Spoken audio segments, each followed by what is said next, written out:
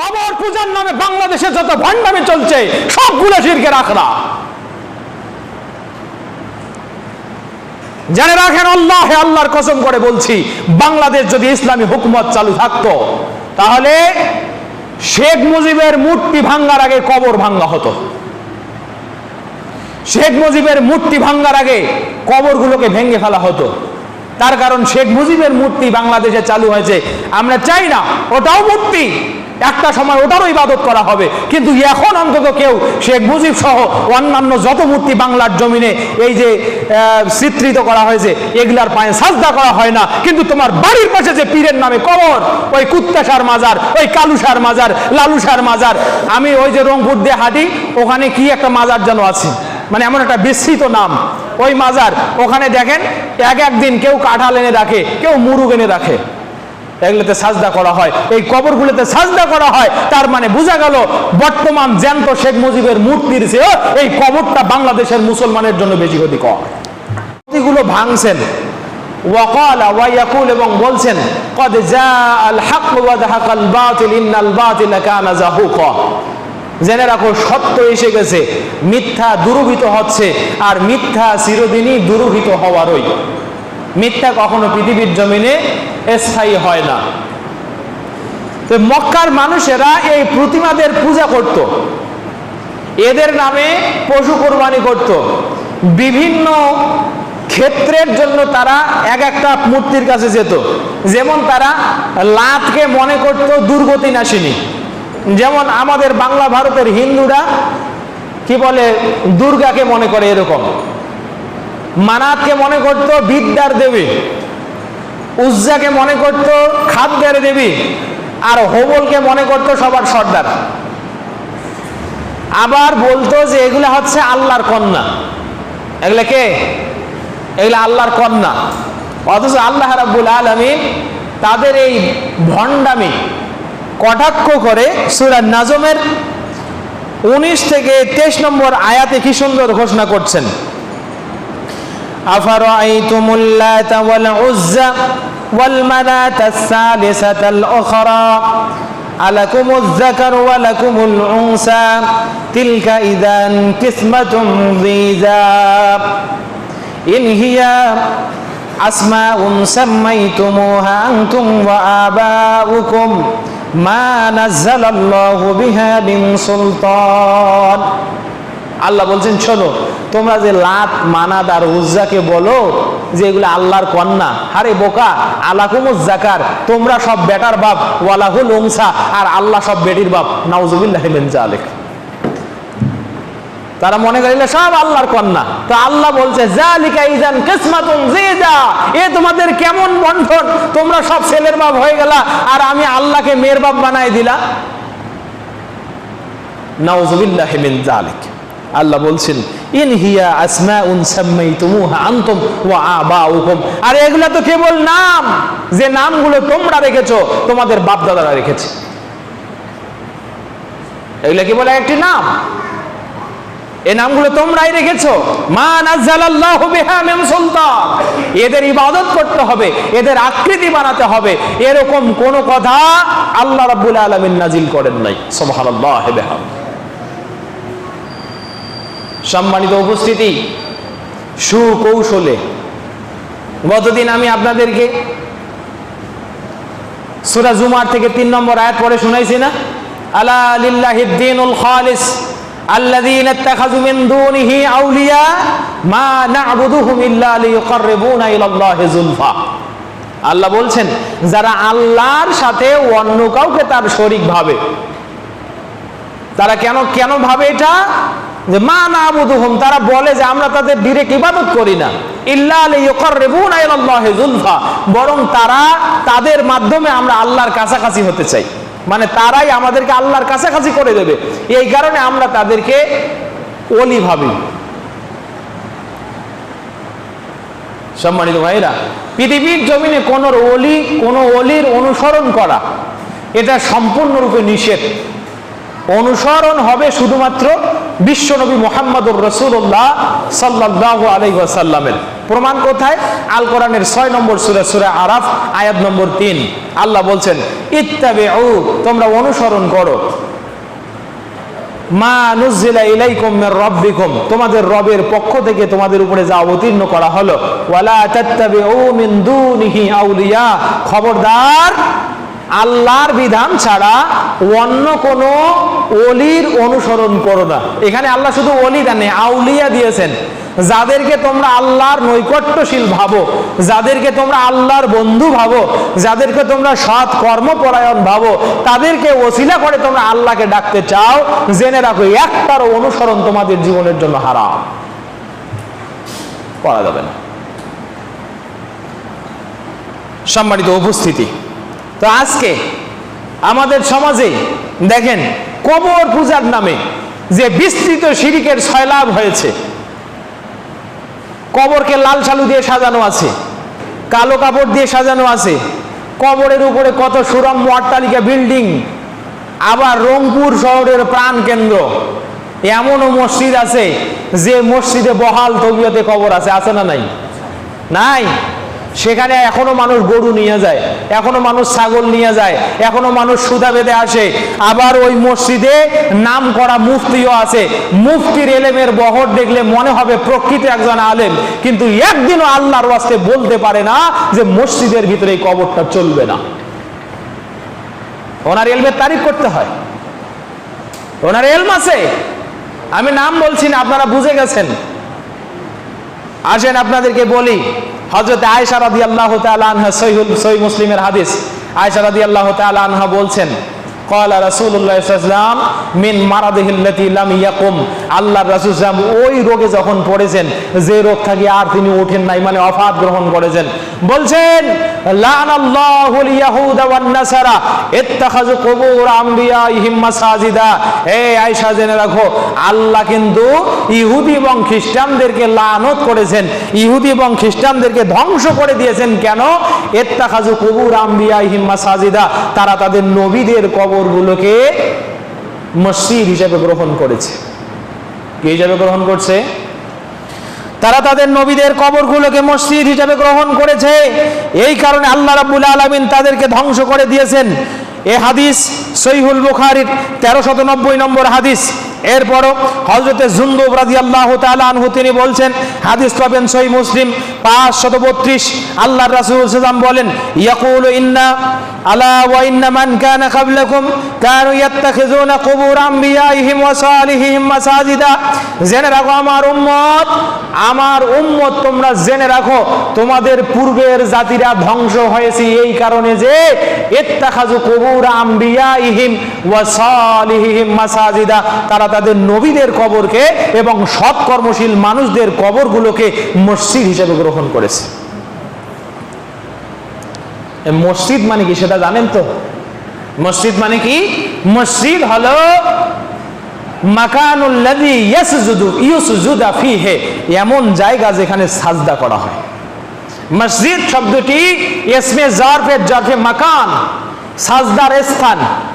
মসজিদ মানে সাজদার স্থান, যেখানে সাজদা করা হয়। তার মানে ইহুদি এবং খ্রিস্টানেরা তাদের নবীদের কবরগুলোকে মসজিদ বানায়, মানে কবরে গিয়ে মাথা নোয়ায়, সাজদা করে। তারা তাদের সালিহিন সৎ কর্মশীল ব্যক্তিদের কবরগুলোকে মসজিদ বানিয়েছে, সেখানে সাজদা করে। আচ্ছা ভাই বলেন, সাজদা করার উদ্দেশ্য কি? আমরা যে আল্লাহকে সাজদা করি, কেন সাজদা করি? আল্লাহর কাছে চাই, কি চাই? আমাদের জীবনের প্রয়োজন যেটা, সেটা আল্লাহর কাছে চাই।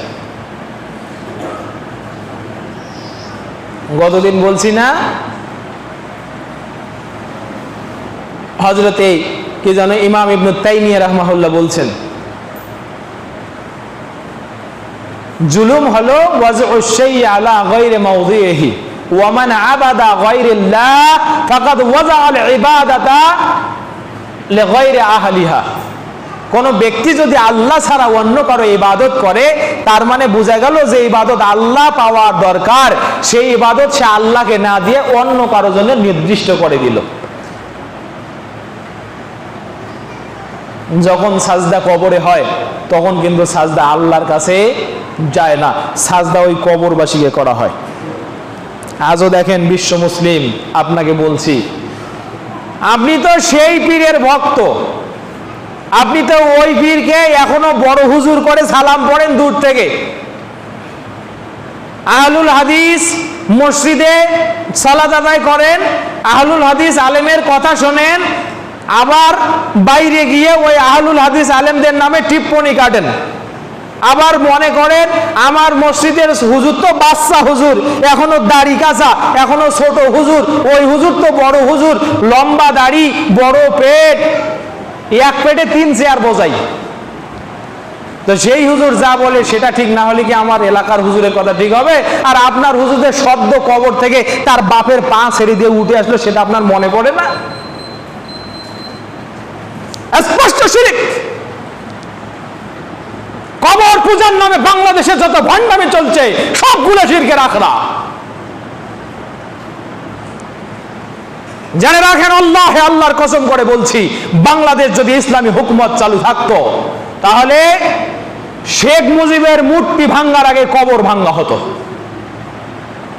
শেখ মুজিবের মূর্তি ভাঙ্গার আগে কবরগুলোকে ভেঙে ফেলা হতো।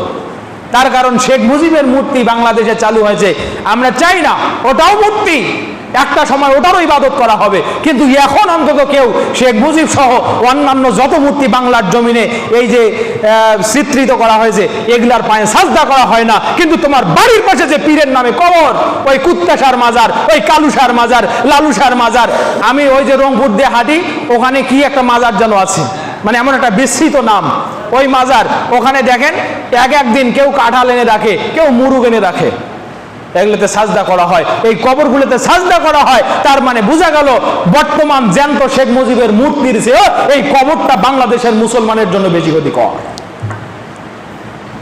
কথা বুঝতে পেরেছেন? আর আমরা মেকি ইসলামের মহব্বত দেখাই। মেকি মহব্বতে ইসলাম চলবে না। এরকম মেকি মহব্বত দিয়ে যারা ইসলাম কায়েম করতে চান তাদের ইসলামও 5 দিন টিকবে না। সম্মানিত উপস্থিতি, তাহলে আল্লাহ রাসূল ইসলাম বলছেন, ইত্তাখাযু কুবুর আম্বিয়াহিম ওয়া সালিহিম মাসাজিদা, ওরা ধ্বংস হয়েছে এই কারণে যে তারা তাদের নবীদের কবরকে, তাদের সালিহিনদের কবরকে তারা মসজিদ হিসেবে গ্রহণ করেছে। আর যত পীরের দরবার জানতো, এই কবরগুলোকে বিভিন্ন শালুকি কাপড় দ্বারা সাজানো আছে। রাতের অন্ধকার যখন হয় তখন তারা স্লোগান দেয়, মনের আলো বড় আলো, বাইরের আলো নিভাও, মনের পর্দা বড় পর্দা, বাইরের পর্দা উঠাও। এই যে পর্দা উঠলো, আলো নিভলো, নারী পুরুষ একাকার হয়ে এই যে বাবা জিকির শুরু করছে, ইজ্জত আচার সব পাংসার। এগুলো কি? এটার নাম ইসলাম? আমার তো মনে হয় শয়তান এগুলো দেখে আর হাসে, বলে আল্লাহ এক আদমকে সাজদা না করার কারণে তুমি আমাকে শয়তান বানাইছো, দেখো তোমার আদম আজকে কত সেজদা আদমের উপরে করছে। নাউযুবিল্লাহি মিন যালিক। এজন্য আল্লাহ রাসূল বলেছেন, আল্লাহ তোমার কাছে দোয়া করি, লা তাজাল কবরি ঈদা, ও রব্বুল আলামিন তোমার কাছে দোয়া করছে আমার কবরটাকে আমার উম্মতের জন্য তুমি ঈদের জায়গা বানাইও না। নবী বললেন আমার কবরকে তুমি ঈদের জায়গা বানাইও না। ওরা ওদের বাবার কবরকে ঈদের জায়গা বানাইলো, ওরসের নামে সাজদার নির্দিষ্ট একটা স্থান দিন তারিখ ঠিক করে নিল। শোনেন, আপনাকে বলি, পৃথিবীর জমিনে সবচেয়ে ভালো মানুষ, উত্তম মানুষ, শ্রেষ্ঠ মানুষ, সমস্ত উত্তম চরিত্রের আধার যিনি, তার নাম বিশ্বনবী মুহাম্মদ সাল্লাল্লাহু। সবচেয়ে আল্লাহর নিকটবর্তী তিনি, তাই নয় কি? সবচেয়ে নিকটবর্তী।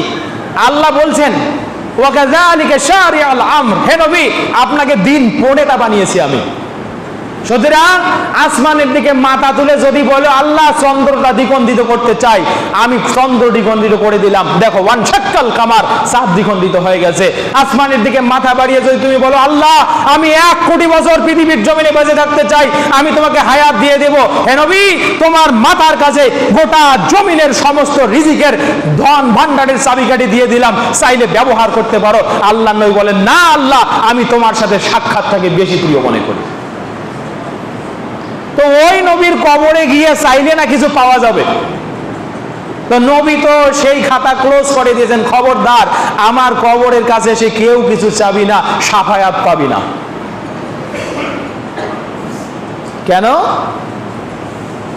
নবীর কবরে যদি কিছু চাওয়া না যায়, নবীর কবরে গিয়ে যদি সাজদা করা না যায়, নবীর কবরকে যদি ঈদের জায়গা বানানো না যায়, তাহলে পৃথিবীর সলিমুদ্দি, রহিমুদ্দি আর যত ধরনের এগুলা মরে গিয়ে পড়ে আছে, এরা কোথাকার কি হলো যে ওদের সন্তানেরা আবার তাদের নাম দিয়েছে জাহাজ বাবা।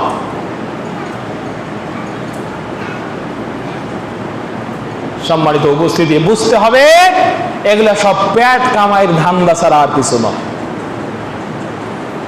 আসেন আল্লাহ নবী কি বলছেন কবর সম্পর্কে।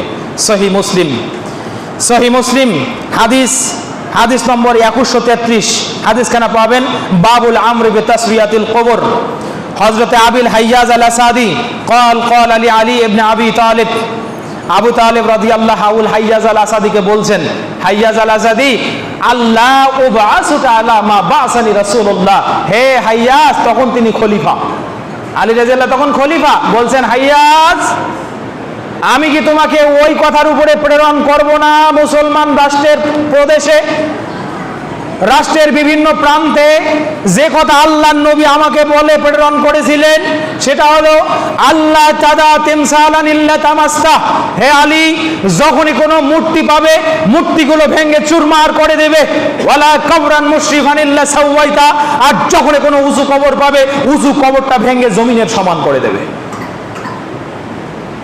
এই হারামখোরেরা, তোমরা দেখো তো সহিহ মুসলিমের এই হাদিসটা তোমাদের কাছে জয়ীফ মনে হয় নাকি? সম্মানিত হাজিরিন, আমি তাদেরকে বলছি যারা কবর পূজার নামে বিভ্রান্ত করে মুসলমানদের ঈমান নষ্ট করছে, এটাই পৃথিবীর প্রথম শিরিক। এই শিরিক সম্পর্কে যাদের ওয়াকিবহাল নয়, আর ওয়াকিবহাল থাকলেও যারা শুধুমাত্র নিজের বাপ দাদার মতকে প্রতিষ্ঠা করার জন্য এই দুরাচারিতা করছে, তাদেরকে বলছি হারামিরা, তোমরা দেখো আল্লাহর নবী বলছেন আলী ছাড়বে না কোনো উঁচু কবর, সবগুলো ভেঙে জমিনের সমান করে দেবে। বলছেন আলী ছাড়বে না কোনো মূর্তি, সবগুলোকে ভেঙে একেবারে খান খান করে দেবে। এবার আপনাকে বলি, আপনাকে বলছি শোনেন, আপনি কি কোনোভাবে আপনার বাবার কবরটাকে সুন্দর করে সাজিয়ে রেখেছেন কিনা একটু দেখেন। আপনি আপনার মায়ের কবরটাকে সুন্দরভাবে সাজিয়ে রেখেছেন কিনা একটু দেখেন। আপনি কবর দেখতে চান, ওই জান্নাতুল বাকিতে যান, ওই একটা মাটির উপরে একটা উঁচা ইট গেড়ে দেওয়া আছে, যেন শুধু আকার বোঝা যায় একটা কবর, কিন্তু কবরকে সৌন্দর্য বর্ধনের জন্য কিছু করা হয় নাই। কবরের উপরে চুন কালি সুরকি সুরমা মেখে কি করবেন? যদি আপনার বাপের ঈমানে না থাকে, তোর কবরে তো আগুন জ্বলে। ঈমান না থাকার কারণে আপনি যে পড়েন আল্লাহুম্মা রাব্বির হামহুমা কামা রাব্বায়ানি সাগীরা, এই দোয়া পাওয়ার ন্যূনতম যোগ্যতাটুকু সে হারিয়ে পৃথিবীর জমিন থেকে বিদায় নিয়েছে। আপনি তার উপরে সাজিয়ে কি করবেন?